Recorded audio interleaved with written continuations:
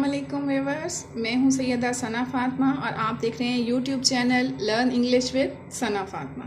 Students, जैसा आपको पता है कि अपनी हर वीडियो में मेरी कोशिश होती है कि इंतहाई आसान ज़बान इस्तेमाल करूं और सादा अंदाज इस्तेमाल कर आपको बहुद्दीन ज़िक्रिया यूनिवर्सिटी के सिलेबस के मुताबिक इंग्लिश की तैयारी करा सकूँ। तो आपने करना है क्या, वीडियो को देखना है पूरे एंड तक और चैनल को करना है सब्सक्राइब। साथ में आप प्रेस करोगे बेल आइकन को ताकि हर नई आने वाली वीडियो का आपको नोटिफिकेशन मिल सके। तो चलें बच्चों, आज का हम अपना लेक्चर शुरू करते हैं जिसमें हम सीखेंगे कि how to write reference and context. आपको पता है आपके इंग्लिश ए के पेपर में जो फर्स्ट क्वेश्चन होता है उसमें आपको 5 पोइट्स में से डिफरेंट पोइम्स में से 5 स्टैंजाज जो हैं वो दिए जाते हैं, जिनमें से आपको कोई से 2 स्टैंजाज जो हैं वो एक्सप्लेन करने होते हैं with reference to the context.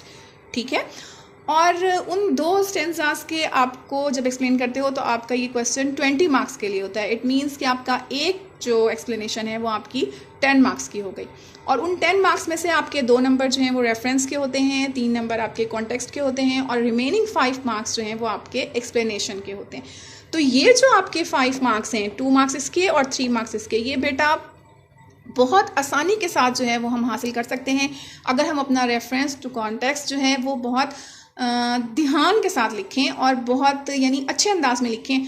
तो आज के लेक्चर में हम सीखेंगे कि हम ये अपने 5 मार्क्स जो हैं वो किस तरीके से सिक्योर कर सकते हैं, किस तरीके से हम अपने ये 5 मार्क्स हासिल कर सकते हैं थोड़े से जो है वो ध्यान लगाने से। पहली चीज़ जो हमारे जहन में आती है वो ये है कि रेफरेंस कहते किसे हैं। ठीक है, रेफरेंस क्या होता है? तो reference basically it means refer to something, किसी चीज़ की तरफ इशारा करना। इसको हम उर्दू में कहते हैं हवाला मतन। ठीक है, हमने हवाला देना है किसी चीज़ का। हम ये कह सकते हैं कि रेफरेंस है कि हम इसमें क्या करते हैं कि वो establish a relation to something, हम एक ताल्लुक कायम करते हैं। किसका ताल्लुक कायम करते हैं? अपने स्टेंजा का, जिसको हम एक्सप्लेन करने लगे हैं उस स्टेंजा का हम रिलेशन कायम करते हैं। किस चीज़ से? उस पोइम से जहाँ से वो स्टेंजा लिया गया है। ठीक है ना, जिस पोइम से वो स्टेंजा लिया गया है उस पोइम का और जो स्टेंजा हम एक्सप्लेन करने लगे हैं उस स्टेंजा का हम आपस में रिलेशन कायम करते हैं। हम ये बताते हैं कि वो जो स्टेंजा है वो किस पोइम से लिया गया है, वो किस पोइट ने लिखा है, तो इसको हम कहते हैं रेफरेंस। रेफरेंस लिखना कैसे है? बहुत आसान तरीका है। हमने लिखना है these lines have been taken, taken की जगह आप एक्सट्रैक्टेड लिख सकते हो, फ्रॉम द पोइम। ठीक है, यहाँ पे हम पोइम का नाम बताने वाले हैं। मैंने यहाँ पे लाइन इसलिए लिखी है कि जाहिर है कोई भी पोइम होगी आपके 5 पोइट्स की बुक में से, तो आपने यहाँ पे उसका नाम लिखना है, साथ में आपने इन्वर्टेड कॉमास ज़रूर डालने हैं। रिटन बाय, और यहाँ पे आपने क्या करना है, पोइट का नाम लिखना है कि ये जो लाइन्स हैं ये ली गई हैं मिसाल के तौर पर लूसी ग्रे से। ठीक है, from the poem Lucy grey से ली गई हैं। रिटन बाय, जो कि लिखी है किसने? विलियम वर्ड्सवर्थ ने। और यहाँ पे आप फुल स्टॉप लगाकर अपना सेंटेंस कंप्लीट कर लोगे, ख़त्म कर लोगे। तो ये 2 लाइन हैं, बहुत सादा सी हैं, आसान सी हैं, इनको याद करना भी आसान है, इनको समझना भी आसान है। These lines have been taken from the poem, जो भी पोइम होगी यहाँ पे हम उसका नाम लिखेंगे और इन्वर्टेड कॉमास लगाएंगे। रिटन बाय, जो भी पोइट है यहाँ पे हम उसका नाम लिख देंगे। आपका पोइम का 1 नंबर होता है और आपके पोइट का 1 नंबर होता है, जो आपको उस सूरत में मिलेगा अगर आपने पोइम का नाम और शायर का नाम बिल्कुल ठीक तरीके से लिखा है। ठीक है, अब ये जो हमारे 2 नंबर हैं रेफरेंस के, ये हम अगर हासिल करना चाहते हैं तो हमें जिस चीज़ के ऊपर फोकस रखना है वो है हमारी एक्यूरेसी। एक्यूरेसी मीन्स कि हमने जो कुछ लिखना है वो पूरे तरीके से ठीक लिखना है। हमारे पोइम के नाम में कोई गलती ना हो, हमारे पोइट के नाम में कोई गलती ना हो, तभी हम अपने ये 2 नंबर हासिल कर सकेंगे। और इस सिलसिले में जिस चीज़ पे हमने ध्यान देना है वो पहली चीज़ है आपकी टाइटल ऑफ द पोइम, कि आपने ये ध्यान रखना है कि आपकी बुक में जो टाइटल दिया गया है, ठीक है, जिस तरह से आपके बुक में टाइटल दिया गया है पोइम का, आपने एज इट इज़ वही टाइटल आपने रेफरेंस में लिखना है। आपने ऐसा नहीं करना है कि आधा टाइटल लिख दें और आधा छोड़ दें कि जी एग्जामिनर समझ जाएगा। नहीं, आपने मुकम्मल कंप्लीट टाइटल को लिखना है। आपने ध्यान रखना है कि कोई आर्टिकल मिस ना हो जाए। जैसे आपका है ना द, ए, एन, इनको आर्टिकल्स कहते हैं, तो आपके कोई आर्टिकल मिस ना हो जाए। आपने पूरा का पूरा वैसे का वैसा जो है अपना यहाँ पे लिखना है। ठीक है, दूसरी चीज़ आपने कैपिटलाइजेशन का ख्याल रखना है। आपको पता है कि कैपिटलाइजेशन क्या, कि हम जो इनिशियल लेटर होता है उसको हम बड़ा करके लिखते हैं। ठीक है, बड़ी ABC में लिखते हैं। तो आपको पता है कि जो वर्ड होता है उसका पहला लेटर जो है, जो पहला वर्ड होता है उसका पहला लेटर जो है बड़ा होता है। आपको पता है कि जो प्रॉपर नाउन्स होते हैं उनको हम जो है इनिशियल लेटर बड़ा करके लिखते हैं। तो आपने इसमें ध्यान करना है। मिसाल के तौर पर अगर हम लूसी ग्रे की बात करें तो आपको पता है लूसी ग्रे जो है वो प्रॉपर नाउन है लूसी भी और ग्रे भी, तो आपने लूसी का एल बड़ा करना है, साथ में आपने ग्रे का जी भी बड़ा करना है। आपने ये नहीं सोचना है कि चलो लूसी तो पहला लफ्ज है, वो तो मैंने बड़ा कर दिया तो मैं ग्रे को क्यों बड़ा करूं। अगर आप ग्रे को बड़ा नहीं करेंगे, ग्रे का जी, ठीक है, तो वो आपका गलत हो जाएगा। आपने ग्रे का जी भी बड़ा करना है क्योंकि ग्रे भी एक प्रॉपर नाउन है। तो आपने ये ख्याल करना है कि जो लफ्ज जो हैं प्रॉपर नाउन है उनका पहला लेटर जो है, इनिशियल लेटर जो है वो आपने कैपिटल करना है। या आपकी नज्म का अगर टाइटल जो है वो 3, 4, 5 वर्ड्स पर मुश्तमिल है तो आप क्या करोगे कि जो आपका पहला वर्ड होगा उसका इनिशियल लेटर आप कैपिटल करोगे। और तीसरी जो सबसे इंपॉर्टेंट बात है, आपने स्पेलिंग्स का ध्यान रखना है। आपने जो पोइम का नाम लिखना है उसमें कोई भी स्पेलिंग मिस्टेक ना हो, वरना आपको ये नंबर जो है वो नहीं मिलने वाला। इसी तरीके से स्पेलिंग का ख्याल जो है वो आपने पोइट के नाम में भी करना है। जाहिर है अगर आप सही स्पेलिंग के साथ नहीं लिखते हो पोइट का नाम तो आपको यहाँ पे नंबर नहीं मिलेगा, ठीक है। और दूसरी बात यह है कि आप जैसे होता है कि एक नाम है वो 2 हिस्सों पर मुश्तमिल होता है। जैसे आपका पहला पोइट है जिसका नाम है विलियम वर्ड्सवर्थ, तो विलियम उसके नाम का एक हिस्सा है, वर्ड्सवर्थ उसके नाम का दूसरा हिस्सा है। तो हम इसे 2 तरीकों से लिख सकते हैं। पहला तरीका हमारा ये हो सकता है कि हम उसके नाम के दोनों हिस्से मुकम्मल लिखते हैं। हम पूरा विलियम लिखें और पूरा वर्ड्सवर्थ लिखें, और इसमें विलियम का जो W है देखिए मैंने इसको बड़ा करके लिखा है। इसी तरीके से आपका वर्ड्सवर्थ का जो W है वो भी मैंने बड़ा करके लिखा है, क्योंकि ये दोनों जो हैं वो प्रॉपर नाउन है। इसी तरीके से हम ये भी कर सकते हैं कि हम जो नाम है उसका सिर्फ सेकंड हिस्सा जो है वो हम कंप्लीट लिखते हैं। नाम का जो दूसरा हिस्सा है या लास्ट हिस्सा है, अगर किसी का 3 हिस्सों पर मुश्तमिल नाम है या 4 हिस्सों पर मुश्तमिल नाम है, तो हम सिर्फ आखिरी हिस्सा जो है वो पूरा लिख दें, और जो पहले वाले हिस्से हैं उनका सिर्फ इनिशियल लेटर, उनका सिर्फ पहला हर्फ लिखकर, और हम यहाँ पे क्या करें, फुल स्टॉप लगाएंगे। विलियम नहीं लिखा है, विलियम का सिर्फ W लिखा है, लेकिन वो कैपिटल लिखेंगे और यहाँ पे फुल स्टॉप लगा के वर्ड्सवर्थ पूरा लिख देंगे। वर्ड्सवर्थ के नाम में जो बच्चे अक्सर गलती करते हैं, और मैं आपको समझाना चाहती हूँ कि वर्ड्सवर्थ एक ही नाम है, ठीक है। वर्ड्सवर्थ में आपने स्पेस नहीं देनी, वर्ड्स अलग नाम नहीं है, वर्थ अलग नाम नहीं है। अगर आप इसमें स्पेस दे देते हो तो ये आपका गलती काउंट हो जाएगी, आपको फिर नंबर नहीं मिलेगा। इसी तरीके से क्योंकि वर्ड्सवर्थ एक नाम है तो हम सिर्फ W को कैपिटल करेंगे, जो पहला W है सिर्फ उसको हम कैपिटल करेंगे, चाहे हम इस तरीके से लिख रहे हैं चाहे हम इस तरीके से लिख रहे हैं। वर्थ का W हमने कैपिटल नहीं करना। समझ आ गई है बेटा? तो आई होप आपको समझ आ गई होगी कि रेफरेंस हमने किस तरह से लिखना है। और अब हम देख लेते हैं कि कॉन्टेक्स्ट हमें कैसे लिखना होता है अपनी नज़र का। कॉन्टेक्स्ट बेसिकली होता क्या है? कॉन्टेक्स्ट आपका बैकग्राउंड होता है। आप जो स्टेंजा एक्सप्लेन करने लगे हो उस स्टेंजा के बैकग्राउंड को हम कॉन्टेक्स्ट कहते हैं, जिसको हम उर्दू में पस मंज़र कहते हैं। हमारा स्टेंजा जो होता है उसका जब हम किसी को बताने लगें, अगर हम उसको किसी को एक्सप्लेन करने लगें, तो हमें ऑब्वियसली उसका पहले तारुफ कराना पड़ेगा। कोई ऐसा बंदा जिसने नज़्म नहीं पढ़ी हुई है, कोई ऐसा बंदा है जो नहीं जानता है कि आप क्या बात करने वाले हो या उस नज़्म में क्या बात कही गई है, तो आपको रैंडम जो है वो दरमियान से या एंड से जो 4-5 लाइन्स दे दी गई हैं उसको वो लाइन्स नहीं समझ आएंगी ना, उसने तो नज़्म पढ़ी नहीं है। आप जो है वो एंड में से 2-3 लाइन्स को एक्सप्लेन करना शुरू कर दो अगर, तो उसको क्या समझ आएगी कि पहले क्या बात हो रही थी, नज़्म में क्या क्या बातें हो चुकी हैं।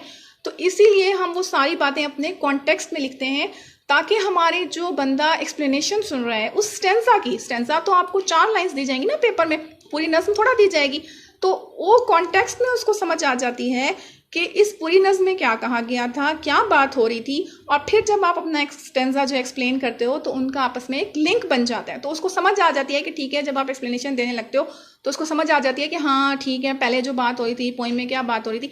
अगर आप रैंडम जो है वो अपनी एक्सप्लेनेशन शुरू कर दोगे और वो आखिरी 4 लाइन्स को या दरमियान में से कहीं से 4 लाइन्स उठाई हुई हैं और आप उनको एक्सप्लेन करना शुरू कर दोगे, तो सुनने वाले को क्या समझ आएगी भला, जिसने वो नज़्म पढ़ी हुई भी नहीं है। तो आपका कॉन्टेक्स्ट बेसिकली आपके सराउंडिंग बनाता है, आपका एनवायरनमेंट बनाता है, आपकी सेटिंग बनाता है आप सिमरान आपके एक्सप्लेनेशन की, ठीक है ना। वो जो नज़्म है, वो जो स्टेंजा है जो आपने एक्सप्लेन करना है, उस स्टेंजा का जो एनवायरनमेंट है, उस स्टेंजा की जो सेटिंग है नज़्म में, उस स्टेंजा का जो सराउंडिंग है, उस स्टेंजा की जो अलावा बातें हुई हुई हैं नज़्म में, वो हम जो करते हैं वो हमारा कॉन्टेक्स्ट कहलाता है। ठीक है बेटा। कॉन्टेक्स्ट बेसिकली उसमें हमने 5-6 बातें होती हैं जो हमें ऐड करनी होती हैं। यहाँ पे देखें मैंने ना नंबरिंग के हिसाब से लिखा हुआ है, लेकिन मैं आपको समझा दूं कि कॉन्टेक्स्ट में हमने नंबरिंग नहीं देनी होती, कॉन्टेक्स्ट में हमने हेडिंग्स नहीं बनानी होती, कॉन्टेक्स्ट हमने सिर्फ एक सिंपल पैराग्राफ की शक्ल में लिखना होता है, ठीक है ना, एक सादा पैराग्राफ की शक्ल में। यहाँ पे मैंने जो नंबरिंग दी हुई है या यहाँ पे जो मैंने पॉइंट्स लिखे हुए हैं, ये सिर्फ इसलिए लिखे हुए हैं कि आप लोगों को बात समझ आ सके। और ये जो पॉइंट्स हैं ये आपने पेपर में नहीं लिखने, ना नंबरिंग देनी है। तो पहली चीज़ जो हम अपने कॉन्टेक्स्ट में ऐड करते हैं वो हमने एक या दो लाइंस लिखनी होती हैं अपनी उस पोएम के बारे में जहाँ से स्टैंजा लिया गया है। हमें ये बताना होता है कि उस नज़्म का जॉनरा कौन सा है, उस नज़्म की टाइप कौन सी है, इधर इट इज़ ओड, सोनेट और बैलेड। ये तीन तो वो हैं जो आपके निसाब में शामिल हैं। उसके अलावा भी यू नो कि there are so many kinds of English poetry, ठीक है ना, बहुत सारी नज़्मों की किस्में हैं, तो हमें यहाँ पे बताना होता है। और हम बहुत सादा और आसान सा जुमला जो इस्तेमाल कर सकते हैं। हमें परेशान नहीं हो जाना कि ओहो हमें तो इंग्लिश आती नहीं है और हम कैसे लिखेंगे और हम खुद से कैसे बनाएंगे। तो हमने सादा सादा छोटे छोटे जुमले बनाने। फॉर एग्जाम्पल आप कह सकते हो कि इट इज़ एन ओड, ठीक है, या आप कह सकते हो इट इज़ अ बैलेड। सादा सा आसान सा जो है वो आपने जुमला बनाना है और आपने सिर्फ ये बता देना है कि इस पोएम की टाइप क्या है, उसका जॉनरा क्या है। उसके अलावा आप ये बता सकते हो कि it's a very beautiful poem of Wordsworth, एक सादा सा जुमला है ना। या आप ये लिख सकते हो कि it's a representative poem of Wordsworth, या आप ये लिख सकते हो कि it is a very famous poem. तो ये हमने एक या दो लाइंस में हमने उस पोएम के बारे में बताना होता है। दूसरी चीज़ जो हम अपने कॉन्टेक्स्ट में ऐड करते हैं वो है हमारा पोइट के बारे में हमें कुछ एक दो लाइंस लिखनी होती हैं, ठीक है, बहुत ज़्यादा नहीं तफसील बतानी, सिर्फ एक दो लाइंस में। और वो हमने क्या लिखना है, सादा और आसान अंदाज में छोटे छोटे जुमलों में हमें ये बताना है कि उस पोइट के बारे में जो बहुत ही यानी नुमाया बातें, जो उसकी करेक्टरिस्टिक फीचर्स हैं, ठीक है ना, उस शायर के बारे में जो सबसे अहम बातें होती हैं हम उनको लिख सकते हैं। मिसाल के तौर पर अगर हम लूसी ग्रे में से स्टैंजा दिया गया है और हमें पता है कि वो वर्ड्सवर्थ ने लिखा है, तो हम ये लिख सकते हैं कि he is called the worshipper of nature, ठीक है ना। हम ये कह सकते हैं कि he is a lover of nature, या हम ये लिख सकते हैं सादा सा जुमला कि he is a famous poet of English literature, ठीक है, very famous poet of English literature. या हम ये कह सकते हैं कि he is a Pioneer of romantic movement in English literature. Pioneer है ना, उसने रोमांटिक मूवमेंट का आगाज़ किया था।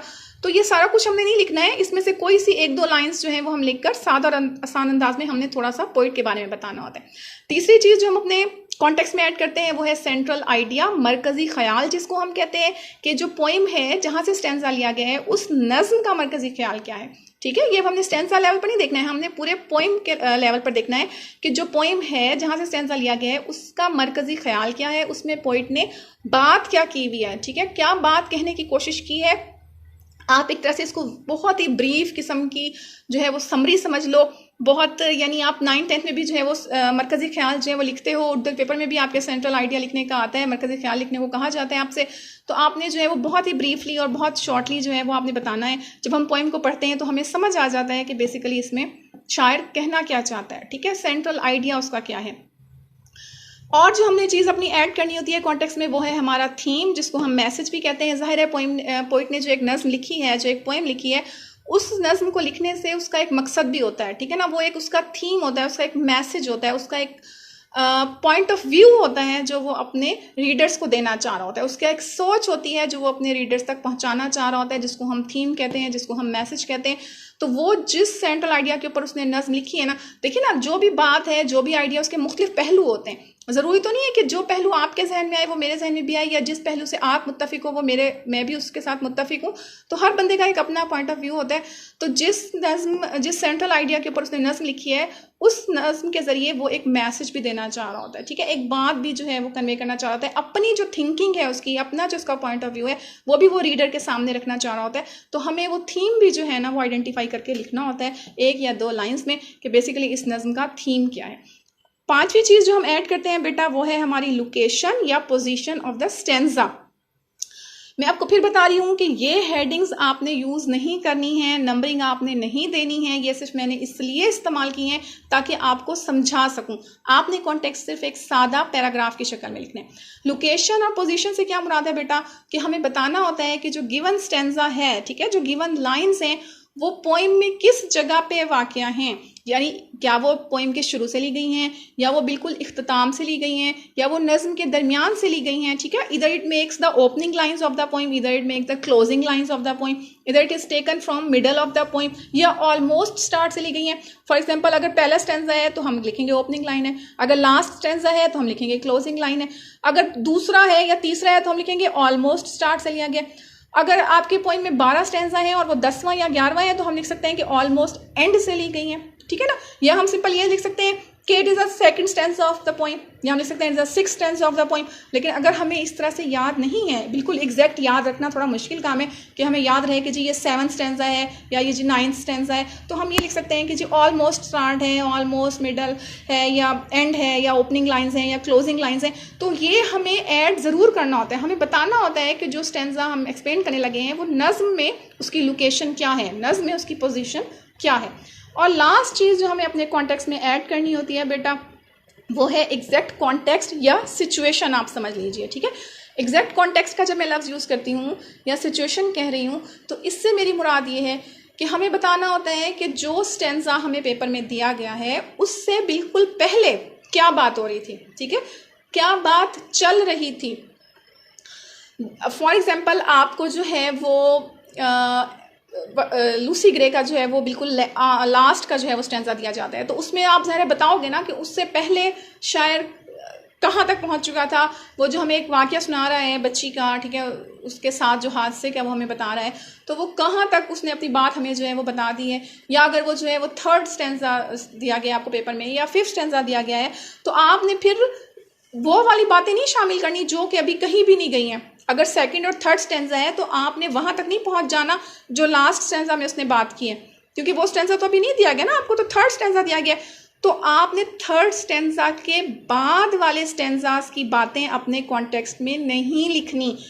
अगर आपको 3rd स्टैंजा दिया गया है तो आप इसमें क्या बताओगे, जो पहले और दूसरे स्टैंजा में जो बातें हुई हैं आप सिर्फ वो अपने कॉन्टेक्स्ट में ऐड करोगे, ठीक है ना बेटा। अगर आपको 7th स्टैंजा दिया गया है तो आप सिर्फ पहले 6 स्टैंजाज में जो बातें की गई हैं वो आप बताओगे कि उनसे पहले, यानी 7th स्टैंजा से पहले 6 स्टैंजाज में जो सिचुएशन चल रही है, जो बातें चल रही हैं, वो आपने बतानी है। आपने 11वें स्टैंजा का नहीं बताना, क्योंकि 11वां स्टैंजा तो अभी आया ही नहीं है ना। अगर आपको बिल्कुल लास्ट वाला स्टैंजा दिया जाता है तो फिर आप बेशक पूरी नज़्म का बता सकते हो, जाहिर है कि नज़्म जो है वो कंप्लीट हो गई है। तो ये बेसिकली 6 पॉइंट्स हैं, 6 चीज़ें हैं जिनको हम इंग्रेडिएंट्स अपना कह सकते हैं, अज्जा हम कह सकते हैं, जिनको हमने मिलाकर जो है ना वो अपना कॉन्टेक्स्ट तैयार करना होता है। ये हमारा 3 नंबर का है। और इसके लिए जो है वो परेशान होने की बात नहीं है, हमने सादा सादा जो है वो जुमले बनाने, या तो हम सिंपल प्रेजेंट टेंस बनाते हैं या फिर हम प्रेजेंट इंडेफिनिट टेंस में लिखते हैं, क्योंकि ये बेसिकली हमारा कमेंट है ना, हमारा तबसरा है। तो हम या तो प्रेजेंट इंडेफिनिट टेंस में लिखेंगे या हम सिंपल प्रेजेंट टेंस में। जैसे मैंने कहा कि इट इज़ एन ओड, ठीक है, the poet Wordsworth is a very famous poet of English literature. तो ये हमारे सादा जुमलों में हमने लिखना है, नंबरिंग हमने नहीं करनी है, हेडिंग हमने नहीं देनी है, एक सिंपल पैराग्राफ की शक्ल में लिखना है। आई होप आपको आज का लेक्चर समझ आ गया होगा, आप लोगों ने सीख लिया होगा कि हमें रेफरेंस और कॉन्टेक्स्ट कैसे लिखना है। वीडियो अगर आपको पसंद आई है तो लाइक का बटन दबाना ना भूलिएगा, और साथ में चैनल को सब्सक्राइब करना और बेल आइकन को प्रेस करना भी मत भूलिएगा। अल्लाह हम सबका हामी नासिर हो। अल्लाह हाफिज़।